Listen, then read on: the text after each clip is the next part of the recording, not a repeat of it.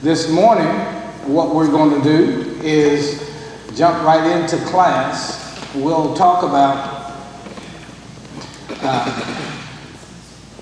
we are in chapter 3 and chapter 4, where we have begun now a engagement in studying the importance of the 5 contexts of purpose discovery, and how that understanding each context of each one of these 5 contexts are critical to understanding our purpose in life. And so what we're going to do this morning is we're going to open it in a prayer. Brother Watson, you have the mic.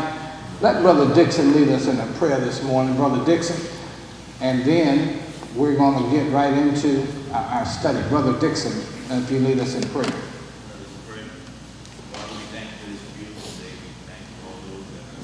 Hold that mic up to your mouth.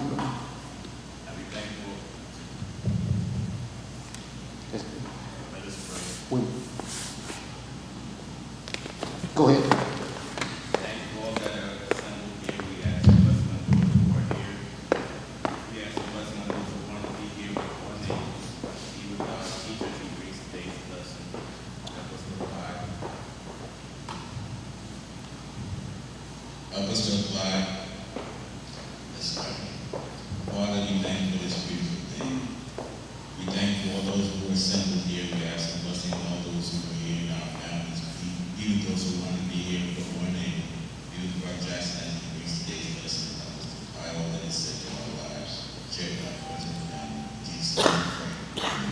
Amen. Thank you, Brother Dixon.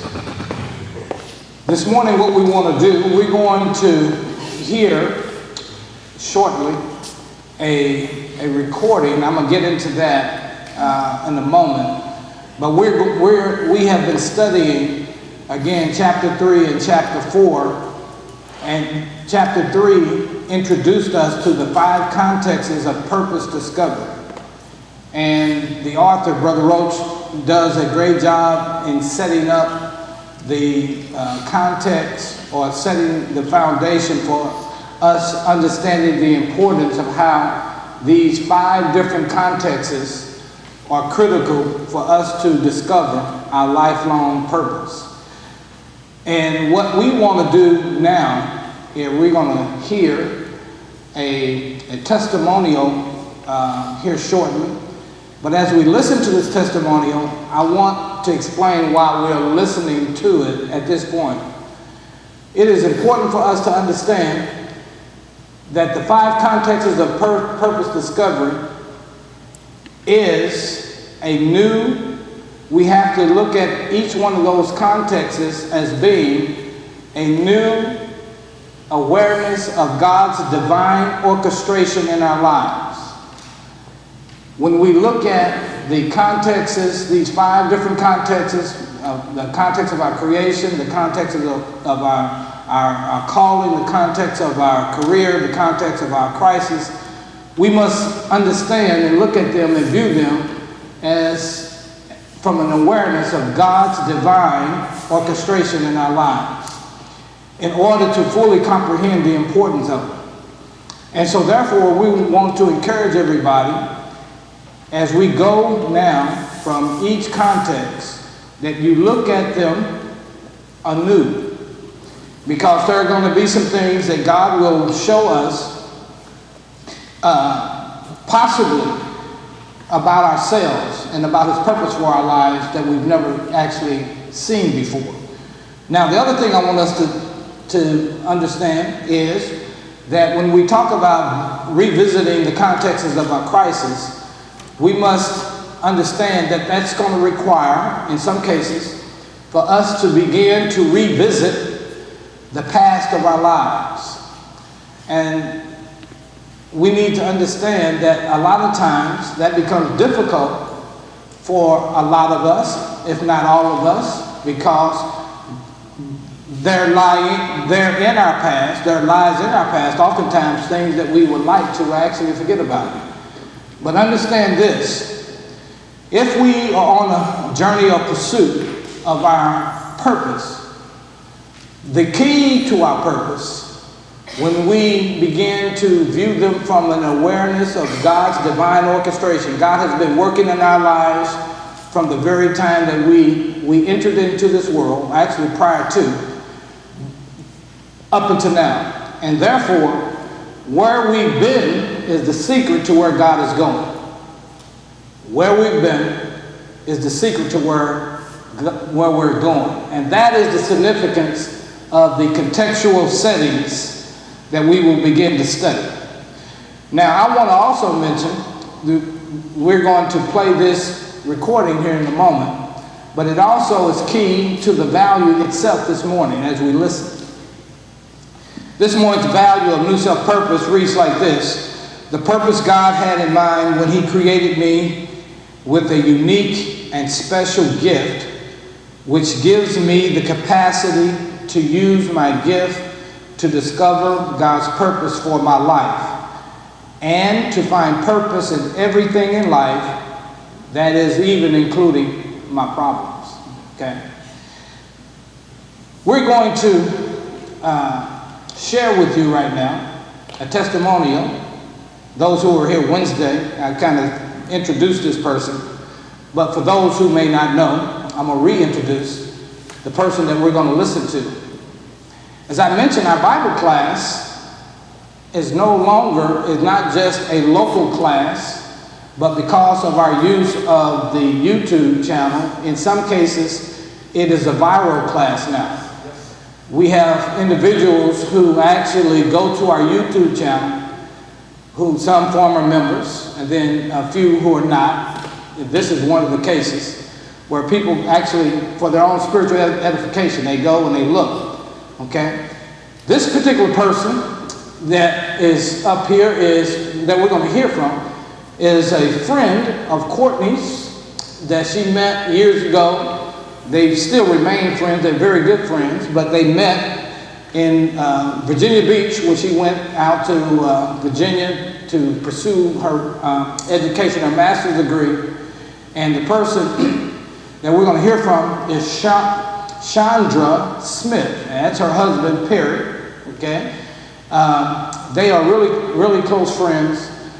Courtney sent me a recording a couple of weeks ago now it's been, of a talk that Chandra shared with a group of ladies. Now this is the context, her testimony is in the context of sharing with a group of ladies on a conference call. It's a prayer group, study group, conference call that they have on the East Coast, where ladies from various congregations actually get on the phone and they study, they pray with each other. I think, excuse me, bi-monthly, I believe it is. So this call that you're going to hear is Chandra sharing her testimony, and she titles it, Recapturing My Joy. Recapturing My Joy. And the reason that I thought this was significant is that it does two things. One, it identifies with several things that we've studied in chapter 1 and chapter 2. And then the other thing it does, I want it to serve as a means by which all of us now, as we go on this journey of looking at the different 5 contexts, that we look at them from a perspective of really seeing how God is orchestrating every detail in our life, even when we may not understand that He's doing so. Okay? So, as you listen, I'm going to assign you this. Here's the assignment that each person is assigned to do while you listen. I want you to identify as many, I want you to connect any previous teachings that we've had from chapter 1 to chapter 2 to what you're going to hear in her testimony. Everybody got that? Connect any previous teaching that we've already shared or studied in chapter 1 and chapter 2. And then after we hear her testimony, we'll come back and we'll visit. Okay?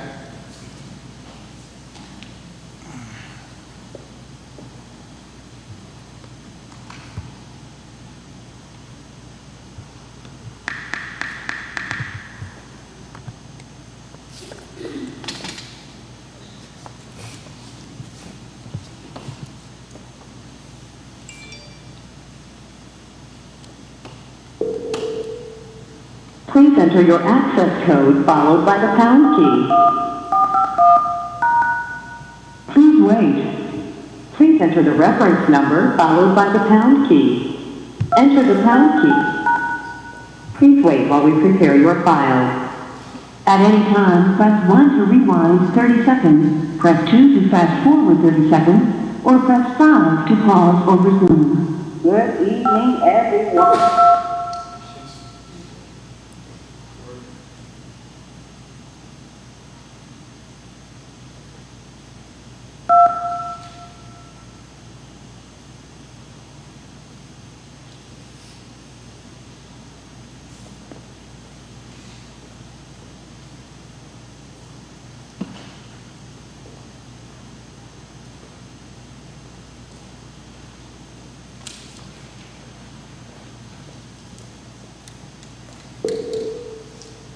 Please enter your access code followed. Please wait. Please enter the reference number followed by the pound. Please wait while we prepare your file. At any time, press 1 to rewind 30 seconds, press 2 to fast forward 30 seconds, or press 5 to pause or resume.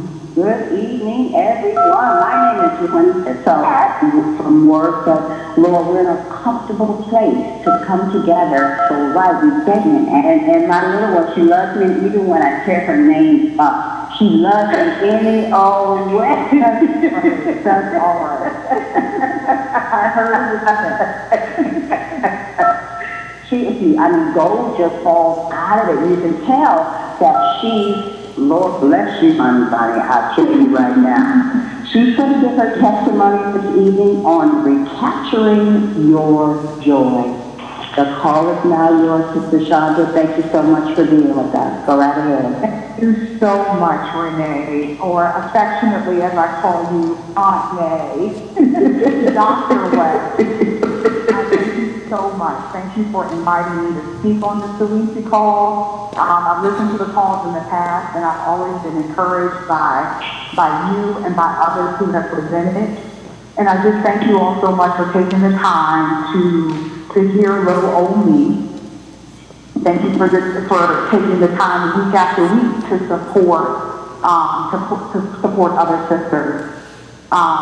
If I can also thank some of my close girlfriends who I know are on the call. A lot of them have walked with me through the story or my testimony that I will share tonight.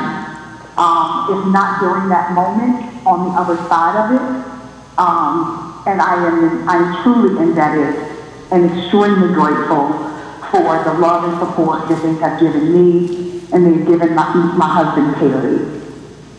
So with that, I'd like to start and share my story based on recapturing our topic, recapturing our joy. If you would also just give me a few minutes, I'm hoping that this letter that I'm about to read will also give you some pretense of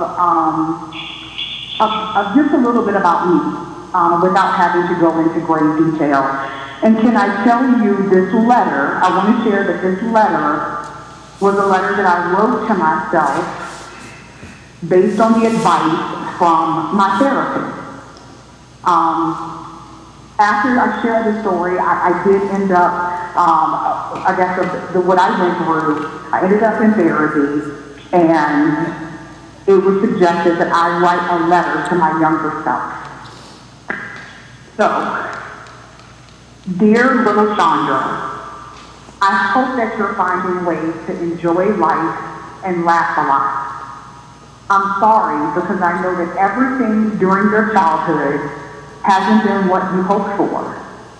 But I still pray that you can see all of the possibilities that lie ahead.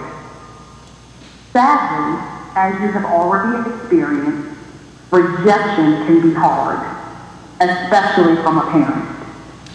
Your father is supposed to be there to protect, guide, and advise you about all things concerning life and love, and especially the real truth about boys. The harsh reality is that he hasn't done any of those things. And that's not fair to you, and you suffered because of it.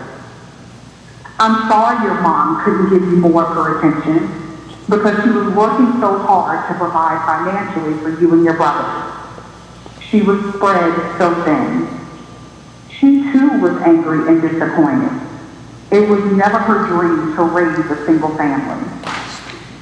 I can imagine that all of this makes you feel sad and mad all at the same time. And if you don't know how to express those feelings in healthy ways, it can become extremely damaging and self-destructive. I'm sorry that your mistakes still haunt you and make you feel so low. It's not your fault. There was supposed to be an infrastructure there to protect you. Your feelings are valid, but the shame and hurt that you're experiencing is what you have to let go. Please let me remind you of a few things about this girl that will soon become a woman.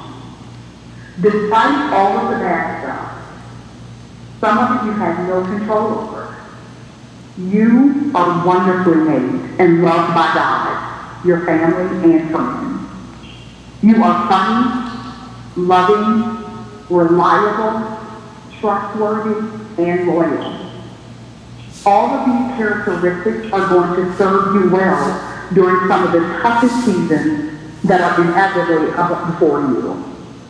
You will befriend people who share your values, and that same circle will serve and minister to you alike during the celebratory time and in your darkest hours. Even though these tough seasons may cause you to question who you are and what you're made of, please respect them for the strength that they will create in you. These seasons are necessary and purposeful for you and only for you. Love yourself, respect yourself, and forgive yourself. I pray that these are the things that you carry in your heart and spirit when you deal with others, but especially when dealing with yourself. Sincerely, the older Chandra. Recapturing your joy. James chapter 1, verses 2 through 3. Consider it pure joy, my brothers and sisters, whenever you face trials of many kinds, because you know that the testing of your faith produces perseverance. Let perseverance finish its work, so that you may be mature and complete, not lacking anything. I am especially happy to be sharing my story aligned with this topic, recapturing your joy. What this statement means to me is that my decision to remain joyous is something that I will have to consistently be in pursuit of. Webster defines joy in two ways: as a noun, a feeling of great pleasure and happiness, and also as an action verb, to rejoice. I'd like to share my story based on the latter. I've always had these unsettling feelings that my life was being weighed in the balance, and I was constantly coming up short. I had long struggled with feelings of abandonment, guilt and shame, and never quite feeling like I measured up to everyone else. And ladies, can I just put a plug in here? That constantly comparing ourselves to others is so self-deprecating. It doesn't serve us, and it hinders us from ever fully walking in our uniqueness. And if you find yourself struggling with constant comparison, I beg you to pray that down starting tonight and make a concerted effort to affirm your identity in Christ. The unfortunate mistake that I made is that I never quite dealt with those feelings in a healthy way. And naturally, they carried over into how I communicated with new acquaintances, work colleagues, my friendships, my family relationships, and also into my marriage. I wore my insecurities like a blanket. I would lie awake at night ruminating on if we were where we were supposed to be in our lives. Were we saving enough money? Does my husband feel loved? Are we doing enough in ministry? Did my friends feel like I was a good friend? Were our parents proud of us? The question asking never stopped. My heart and spirit were always unsettled. I didn't realize the toll that it was taking on my health. Monday, June 8, 2015, I was 35 years old, and little did I know that on this day my life would be changed forever. The day before, while sitting in worship, I wasn't feeling well. We went home afterwards, and I noticed when I got up the stairs, I was extremely short of breath. I had noticed it before, but this day it seemed so much worse. I had to sit down immediately. I resolved in that moment that I had clearly just gained too much weight, and I needed to get in the gym ASAP. I looked up some classes at my local gym, and they were offering a fitness boot camp.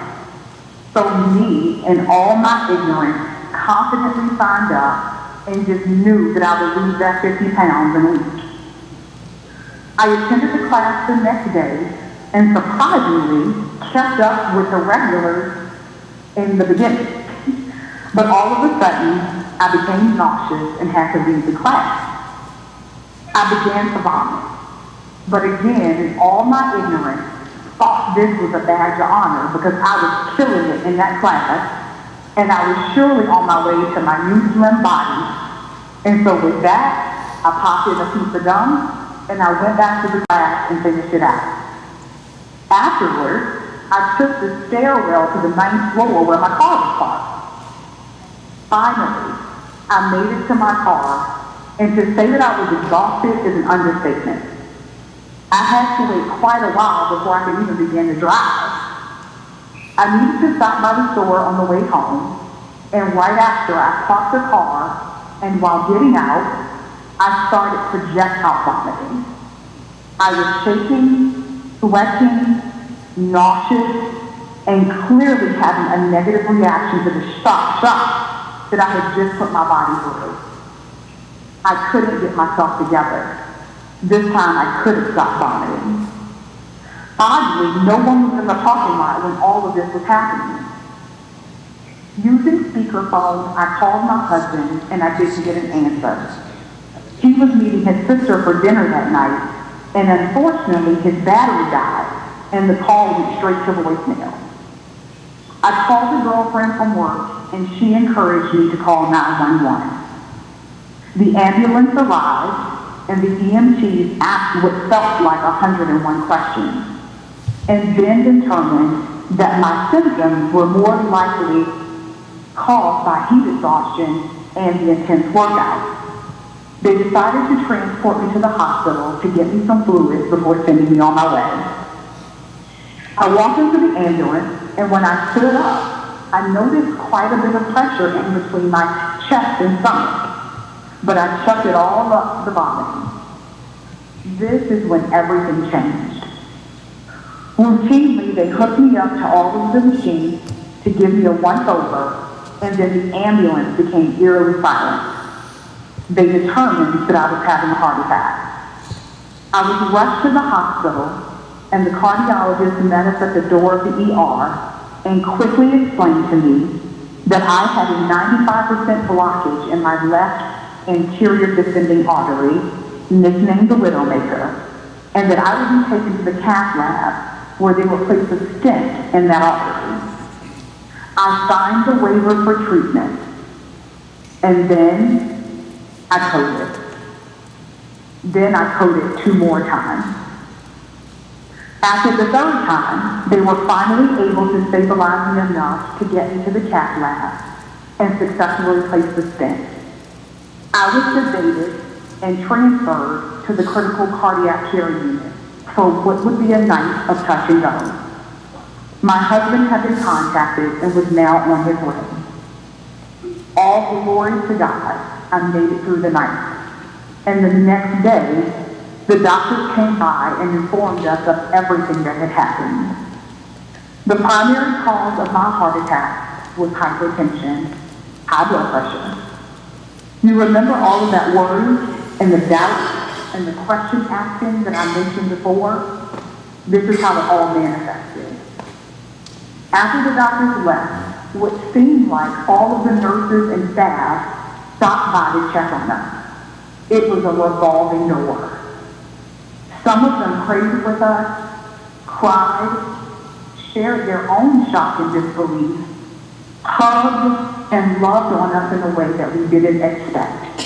It was almost overwhelming. But I truly believe that God sent them to us. Our family was traveling to be with us, but in that moment, we both needed to be comforted. And every hug and every tear felt like His love, wrapping us up and holding us tight.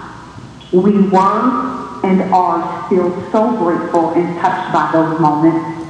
We make reference to them often. Our church family and friends flooded us with love and support. Perry and I have never felt like we've been on this journey alone, and I thank God for that every day. There were so many medications that I had to start taking, which included a Plavix, which is a blood thinning agent. Before all this, I also had some issues with developing very large fibroid tumors, which caused me to have heavy menstrual cycles. I did have them surgically removed on 2 separate occasions, all in preparation of starting a family of our own. When I began taking all of the medication, they encouraged me not to become pregnant. The Plavix medication especially was a problem. It intensified my bleeding. I had to wear a combination of pads and adult diapers in order to make it through the workday. Between the months of June and October, I had a total of 10 blood transfusions. Because of all the bleeding, naturally my iron became low, so I also began iron transfusions. One morning in October, I was slowly getting ready for work, and my hemoglobin level was so low that I passed out. It was determined after this incident that I would need to have a hysterectomy in order to guarantee the bleeding would stop. We were devastated. We were both looking forward to having our own family. Sadly, there were so many concerns with me having an invasive surgery only 6 short months after having a major heart attack, in the midst of cardiac rehab and while being on blood thinners. But we prayed, trusted the wisdom of our doctors, and prayed some more. And so we made the decision to move forward with the surgery. There were a few complications directly after the surgery, but this was another time of us experiencing God's power and provision. I was fine in a few days and on the road to recovery. Ladies, I didn't know what to think. I was still in shock and disbelief. So many things were happening so quickly, and my head was in a tailspin. I had been a Christian most of my life, and for the first time, my faith was being rocked in a way that I had never experienced before. Even though I was surrounded by so many loved ones and an amazing and supportive husband, this journey toward healing and joy was one that the Lord and I had to take together. Just the 2 of us.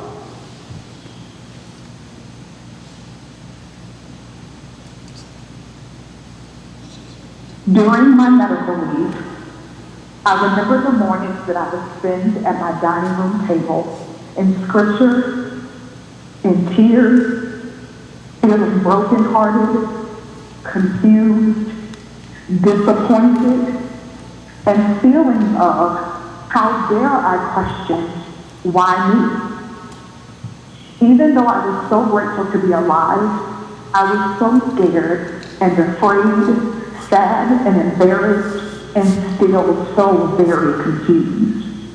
Why did I have to go through this? Surely I'm not perfect, and I've made my fair share of mistakes, but did I deserve this? And sometimes I was downright angry and upset at God for allowing me to end up in this dark place. Temporarily, I gave myself permission to be real and honest with God about my frustrations. And like our Father always does, He responded with gentle care. Turns out, He can handle it. He let me get it all out. He never rushed me. With His word, He simply led me. The scripture says to consider it pure joy when you face trials of many kinds, because you know that the testing of your faith produces perseverance.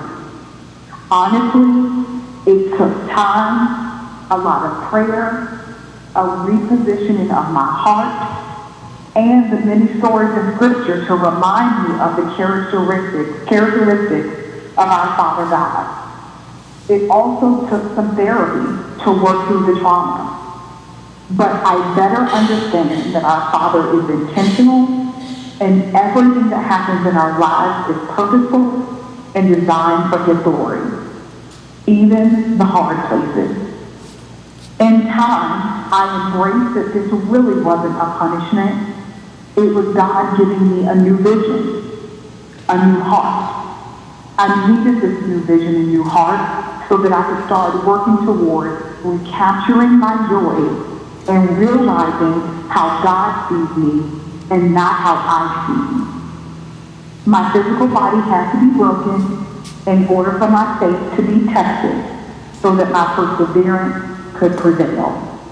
I needed to grow and mature. This revelation humbled me in every way. God had allowed my heart to break, but not allowed it to break me. I praise God for that. Every day, I am still working toward recapturing my joy.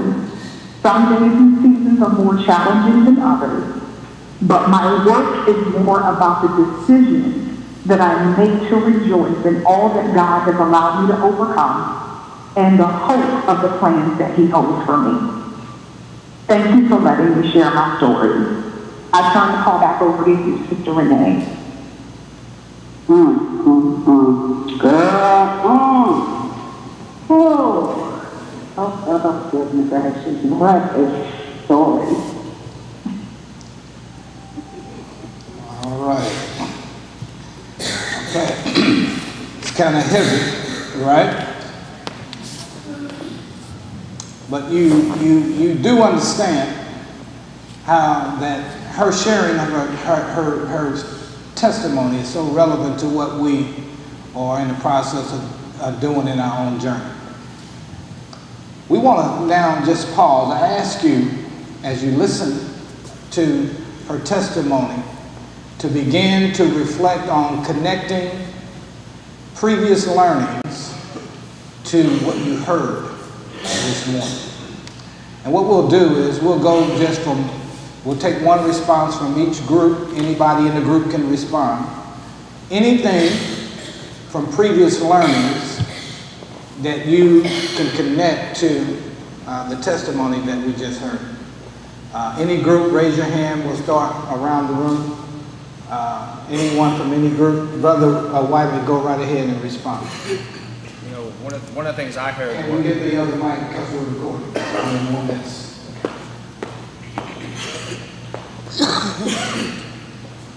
one of the things that I heard. We still. Let me stand back.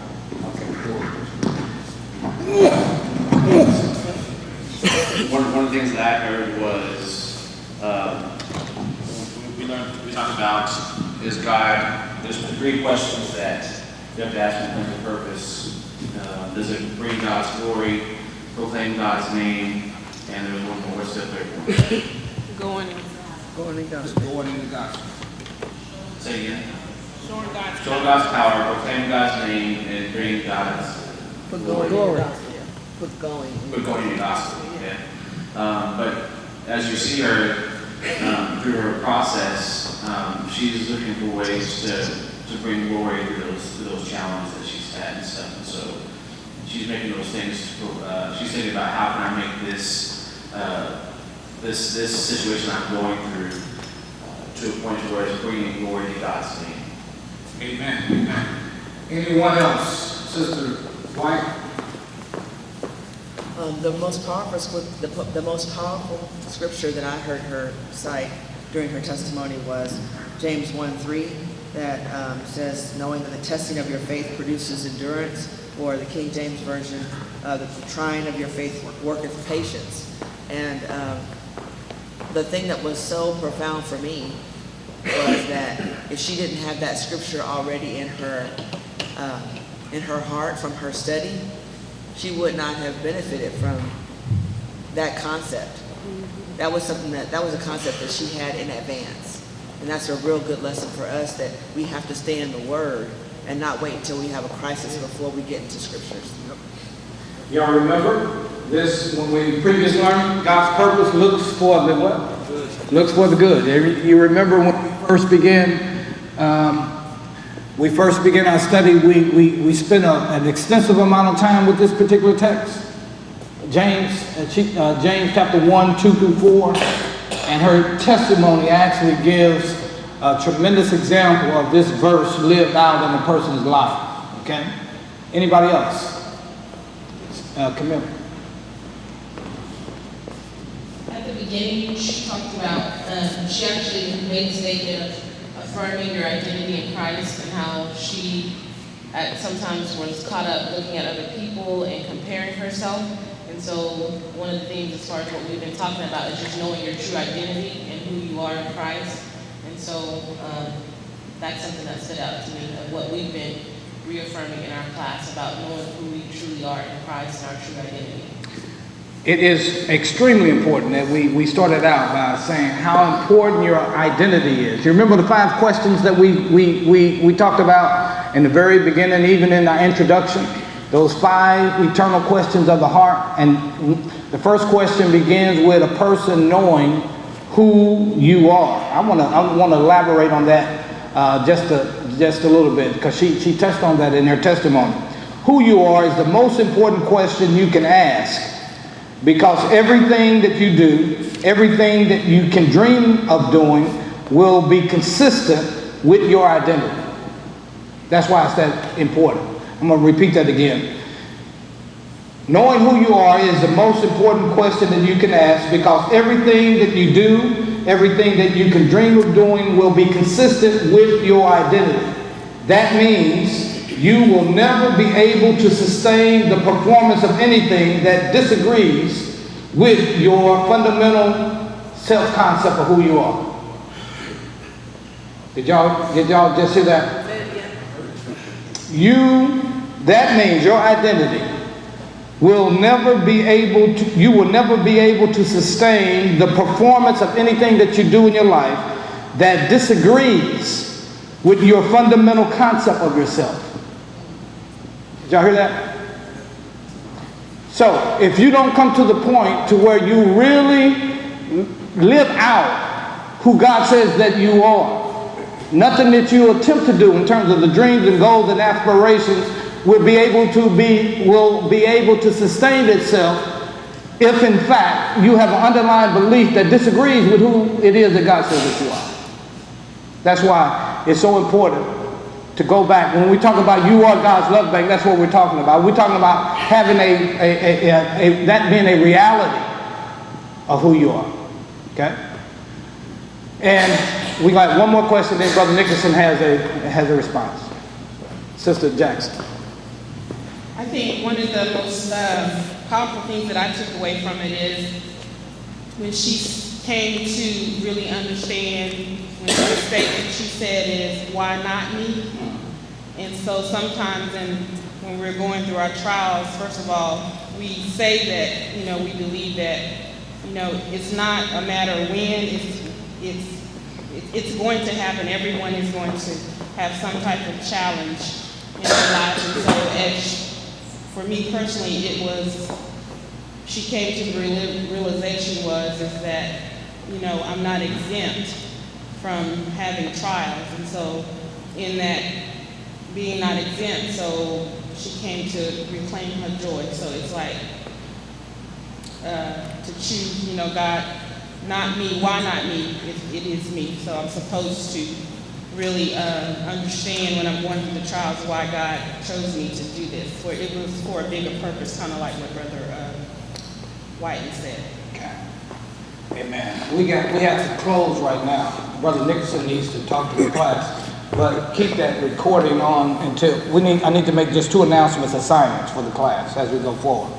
Wednesday night, Chandra will have her with us in class via the telephone.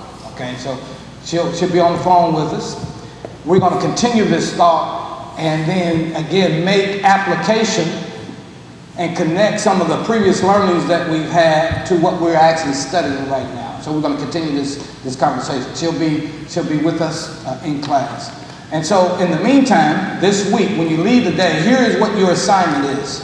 Your assignment is on page number 12 in chapter 3, you are to answer 4 questions. On page number 12, chapter 3, you are to answer question number 4, which asks you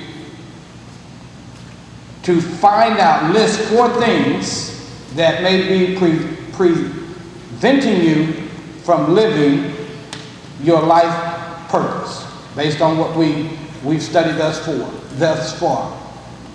Answer question number 4 on page number 12. List the 4 things that you now begin to reflect on that may be preventing you from living your lifelong purpose. What did I say? I say page 12, page 32. Thank you, Ms. Jackson. Yes, here's what I'm going to do. I'm going to text all the group leaders, okay? And this will be the conversation between the group, in your groups between now and Wednesday, in your groups, okay? So that'll be what we need to do. Then the last thing I want to remind group, More Than Conquerors, you are assigned the discovery of the month. So discuss that among your group in terms of what that discovery will be. And so we can be prepared with the bulletin board on Sunday. Brother Nicholson, if you don't mind. If I can have, you finish with it. Yes. So if I can have everyone who is a teacher in our educational program to go ahead and leave the room. If you are a teacher currently in our education program,